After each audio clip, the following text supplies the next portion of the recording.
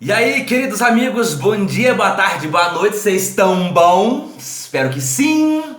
Hoje é dia de Salmos, sim, leitura de Salmos, Salmo de hino número 24. Nosso último foi o de 23, aí 23 mais um, bicho besta, né? Tá aí o 24 pra gente fazer uma leitura apenas com comentários alguns que eu mesmo teço, alguns que eu acho interessantes por ler em blogs na internet ou por ouvir outra pessoa comentar, e eu gosto de fazer o comentário do meu jeitinho aqui, pra quem gosta também de poder, né, a gente se congratular a respeito das coisas de Deus. Então vamos lá, esse é um salmo pequeno também, Salmo 24, são apenas 10 versos, e que se é que ele poderia ser dividido assim em termos de temas, a Bíblia toda ela tem essa divisão. Mas esse Salmo 24, ele é um perfeito exemplo de como a Bíblia é dividida, porque assim como a Bíblia tem essa divisão, o Salmo tem a exata mesma divisão. Então, os versos 1 e 2 falam da criação de Deus. O verso 3 fala da queda, a queda do homem. Os versos de 4 a 6 falam da redenção do homem. E os versos 7 a 10 falam da consumação. É o homem redimido, reencontrando-se com seu Criador e agora sim cumprindo verdadeiramente seu propósito de ter sido criado. Comecemos então o Salmo de hino de número 24 ou Salmo capítulo 24. Ao Senhor pertence a terra e tudo o que nela se contém, o mundo e os que nele habitam. Eu já falei isso nesse canal aqui, né? Algumas pessoas atribuem a propriedade de certas coisas ao diabo, mas João 8,44 diz que o diabo é pai senão da mentira. E a mentira não é um conceito em si, é a adulteração de algo que é verdadeiro. Portanto, ele não é pai nem criador de nada, né? Ele é um posseiro, o mundo jaz no maligno, mas não é dele não, tá bom? O mundo é de Deus, a terra e os que nele habitam. E é interessante quando você vê sobre essa questão de criação lá em Gênesis 1, no princípio Deus criou céus e a terra. E isso começa a dar então os óculos pelos quais os crentes em Deus começam a enxergar a realidade, pelo ponto de vista da criação, onde tudo foi feito para Ele, por Ele, para Ele, né? Por meio dele foram feitas todas as coisas. Tem 1 trilhão de versos bíblicos, de Gênesis a Apocalipse, que dá para a gente citar, mostrando o mesmo espírito pelo qual esse conceito é passado para a gente. No verso 2, ela tem uns argumentos que ainda aumentam essa ideia de criação de Deus, quando ele começa agora a destrinchar a criação. Fundou-a sobre os mares e sobre as correntes a estabeleceu. Olha que interessante, né? Quando você vê que a Terra tem a questão dos mares, né, que são 70% do planeta, e aí você vê as terras aqui e ali, e você vê também a questão de que sobre as correntes estabeleceu. E hoje você vê correntes submarinas de águas. Você vê, né? Engraçado, né, que o Bob Esponja, ele mora dentro do mar, mas lá ele nada na piscina, né? Chega a ser engraçado quando você vê vídeos de correntes termais aquáticas dentro do mar e você vê, não sei se por uma questão de temperatura ou de composição com alguma coisa diferente, de alga, sei lá o que, mas você vê aquela corrente com uma coloração como se fosse um rio dentro do próprio mar, né? É impressionante. Bob Esponja não é herético nesse ponto não. Também a gente pode achar, né, faíscas da criação em absolutamente tudo. Basta a gente abrir os olhos para isso, né, ter os olhos de Deus para isso.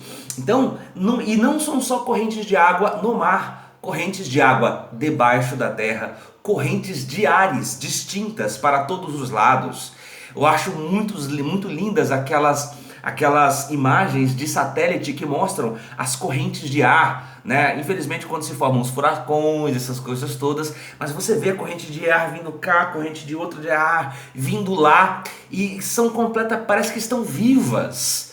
elas cumprem seus próprios propósitos. É muito interessante isso. Na verdade, a grande quantidade, eu nunca esqueci de uma aula que eu tive lá pelos meus 12, 13 anos de idade, respondendo a pergunta de um aluno numa aula de geografia, por que havia tantos tufões e furacões e coisas assim nos Estados Unidos. É que no Brasil a gente tem, na América do Sul, principalmente as cadeias primárias, né, que são as cadeias que vão do Chile até a América do Norte, até a América do Norte, de fato, né? Mas a gente não tem muito bem a formação de cadeias secundárias, que é a parte da direita. E nos Estados Unidos existem muitas formações de cadeias secundárias. Aí você vem o vento sul e o vento norte vindo, eles se encontram no meio daquilo ali e começa aquele giroscópio danado. E é por isso que existe tanto daquele modelo lá. Mas isso tudo para ilustrar como, sob as correntes, Deus estabeleceu a sua criação. Correntes de ar, correntes de água, corrente de tudo que você imagina, corrente de magma, né? Depois foram descobertas as correntes de magma e como que tem esse fluxo entre os vulcões e aquela parte mais central do planeta. É tudo vivo, assim, tudo funcional, funcionante, e tudo isso é parte da criação de Deus. Olha que interessante, né? Então nós lemos sobre a parte das correntes. Olha o que Apocalipse 4:11 diz: Deus é louvado pelo fato de ter criado todas as coisas a partir de sua própria vontade. Não há outra razão pela qual tudo veio à existência, senão a única e própria vontade de Deus, a volição de Deus, a vontade e o poder de ação baseado em sua vontade que Deus tem. Uma coisa interessante é que quando a Gênesis 1, 26 e 27 faz essa ligação em que nós temos com Deus, né? Que nós somos imagem e semelhança dele. Na verdade, baseado em que nós somos imagem e semelhança dele? Porque se você for fazer uma comparação de base de poder de ação, de conhecimento, na verdade, há um infinito de diferença entre nós e ele. Então, em que nós somos imagem e semelhança de Deus? Exatamente pelo fato de que nós somos pessoa. Sim, nós somos pessoa. Para um indivíduo ou um ser ou um ente ser considerado pessoa, ele tem que ter personalidade, emoção e volição. Nós temos personalidade? Sim, uma. Nós temos emoção? Sim, tristeza, alegria, raiva, ódio, ira, dor, prazer. Temos emoções. Temos volição, a vontade de agir e o poder de agir conforme esta vontade? Sim. Deus tem personalidade? Sim, 3 inclusive. Pai, Filho e Espírito Santo. Deus tem emoção? É um antropopatismo, entretanto podemos dizer que sim. Deus amou o mundo de tal maneira que deu seu Filho. Olha só, né? E Deus irou-se com a humanidade por ele ter rejeitado. E Deus abominou os ídolos daquele povo que rejeitava o Senhor. 6 coisas Deus odeia, a 7ª ele abomina. Olha quantos linguajares bíblicos que nós temos para questões de sentimento de Deus. O Senhor não tem prazer na morte do ímpio, né? Ezequiel 3, 18 e 33, né? Antes que ele se arrependa. Deus tem prazer na morte do seu justo, pois significa o encontro eterno dos dois. Olha só, prazer, não tem prazer, alegria, né? Como isso fala a respeito das emoções de Deus. E Deus tem volição, vontade de ação e o poder de ação de acordo com sua vontade. Uma coisa completando a outra, fazendo o mesmo conceito. E tudo foi feito por meio dele. Só que aí, Davi começa a perceber uma coisa. Tá, entendi e vi que Deus criou tudo. Só que Deus é santo. E ele mora no seu santo monte, que é onde inclusive estava o templo, que para o hebreu isso era um sinal claro de santidade de Deus, de local santo. Tanto é que o sumo sacerdote só poderia entrar no Santo dos Santos uma vez por ano. E ainda por cima com uma corda amarrada no seu ventre, porque se ele morresse lá, porque se o sacerdote não estivesse completamente santificado de absolutamente todos os seus pecados, ele morria lá. Então ele era puxado. Por isso constantemente eram ofertados sacrifícios pelo sacerdote, pelo sumo sacerdote, para que ele ficasse em estado de santidade e então santo pudesse estar na presença do Deus santo. Porque nada que é pecaminoso sobrevive à presença do Senhor, Deus Todo-Poderoso. E aqui ele começa a ver o problema. No verso 3. Aqui o problema começa. Davi começa a perceber o problema. Ele, assim como todos os israelitas da sua época, criam que o templo que estava no monte citado no verso, né, e se indagava sobre a possibilidade de alguém poder subir a ele. Ou seja, aguentar a presença de Deus. Quem poderia resistir à sua presença depois da queda, que agora já foi identificada por ele? E no mesmo espírito de Davi, Paulo escrevendo aos Romanos, no seu terceiro capítulo, no versículo 23, ele escreve: porque todos pecaram e destituídos estão da glória de Deus. E agora, como resolver este problema? O problema se resolve com uma ação do próprio Deus. Deus nos fez santo, porém após a queda, a própria santidade de Deus nos expele de sua presença. Temos um problema aqui.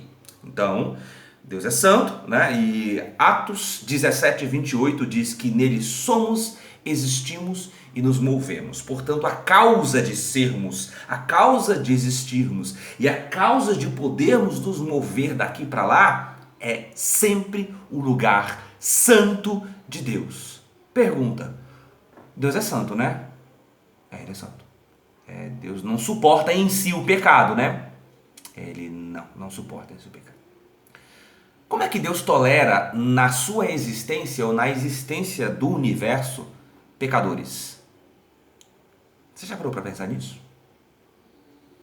Há uma tolerância da parte de Deus. Inclusive a mim mesmo, a você, a todos, porque todos pecaram, certo? Acontece que Cristo, ele é uma espécie de remédio nesse sentido. Quando você vai fazer um transplante de órgãos, por exemplo, né, minha falecida sogra, ela era IRC, insuficiente renal crônica. Ela não chegou a fazer o transplante, mas a gente constantemente ouvia falar de pessoas que faziam transplante de rins. Muito bem. Qual é a consequência de uma pessoa que é transplantada de rins para o resto da sua vida? Ela tem que tomar o quê? Remédio anti-rejeição. Porque aquele órgão é alienígena nesse corpo. Sem o remédio, o corpo lutará e destruirá a existência deste órgão que é alienígena a este corpo. Sendo todo o universo o corpo de existência do próprio Deus, Cristo torna-se o remédio que aceita, ainda que temporariamente, nós que nos tornamos o órgão alienígena, pois agora temos outra natureza, que não é mais a santidade, que era a natureza de Deus, mas corrompidos pelo pecado, temos essa nova natureza pecaminosa. Então Cristo é como que fosse a bolha que nos sustenta ali dentro desse corpo e nos mantém podendo ser, existir e nos mover temporariamente no espaço que pertence a Deus. Atos 17, 28. E uma coisa interessante, porque alguns pensadores da Bíblia, ao longo dos séculos, ao longo de toda a Reforma, e a Reforma é sempre olhar para a Bíblia no retrovisor, embora na prática e nos tempos para frente, tem uma coisa aí que muita gente confunde, né? Que é voltar a praticar as coisas do passado.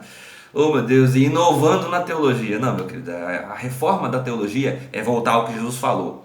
E avançar no tempo é usar de todos os recursos que a modernidade nos traz para pregarmos aquele evangelho de Jesus lá de trás, né?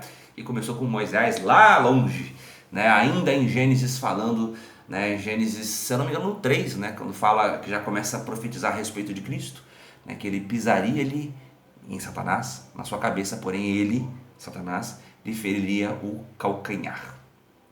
Moody, D.L. Moody, que era um pensador do século XIX americano, né? Ele era um evangelista, na verdade, né? Ele diz o seguinte: ou este livro,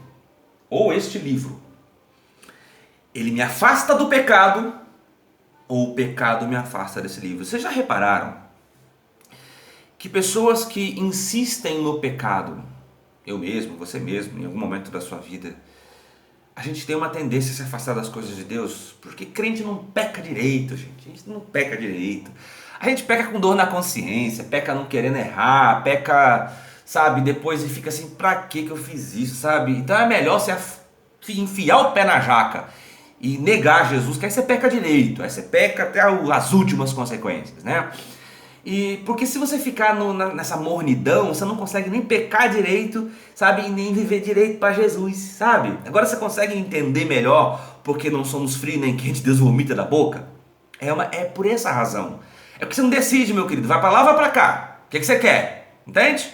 E aí a gente começa a entender o fato de que o livro da lei, que é o livro que a Bíblia é cristocêntrica, desde Gênesis 1 até o último verso de Apocalipse, ela é cristocêntrica, a chave hermenêutica pelo qual eu leio a Bíblia é Cristo, certo?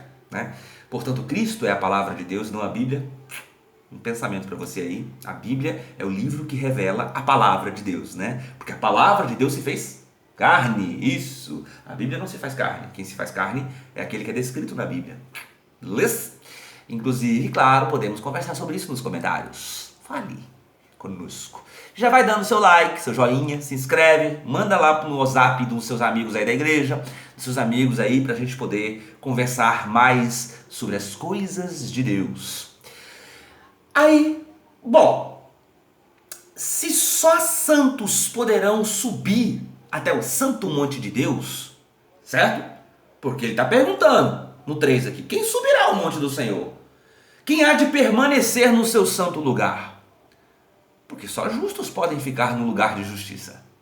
Romanos 5, capítulo 1 responde: justificado, pois, mediante a fé, temos paz com Deus por meio do nosso Senhor Jesus Cristo.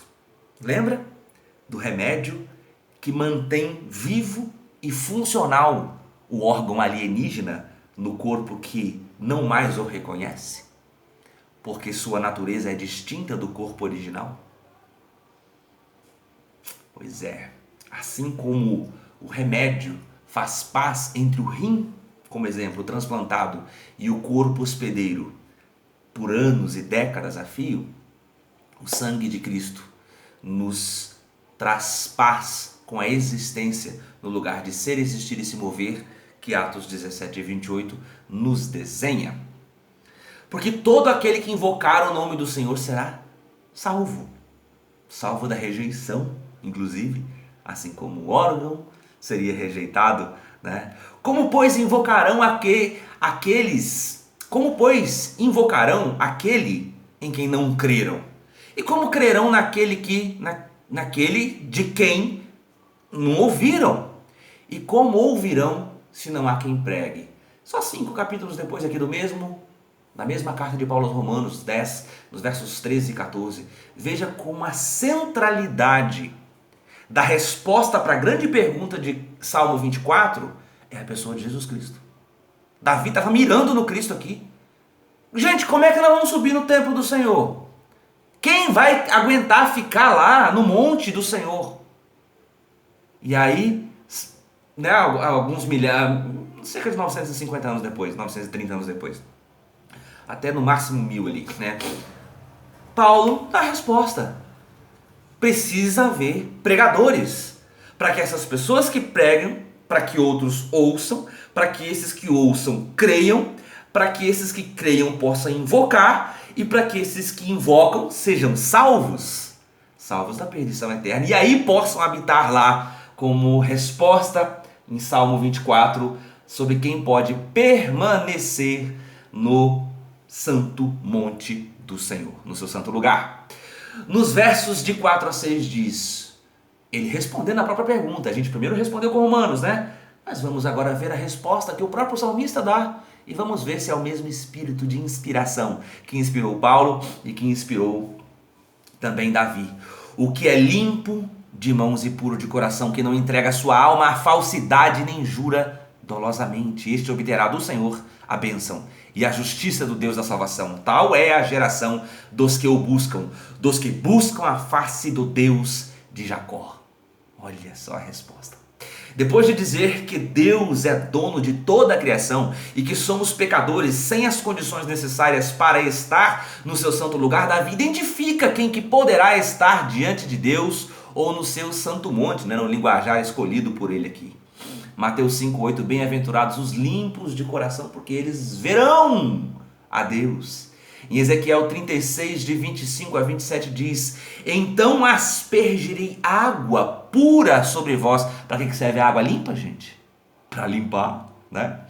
E ficareis purificados, eu vos purificarei de todas as vossas impurezas dos vossos ídolos. Também vos darei um coração novo e porei um espírito novo dentro de vós. Olha...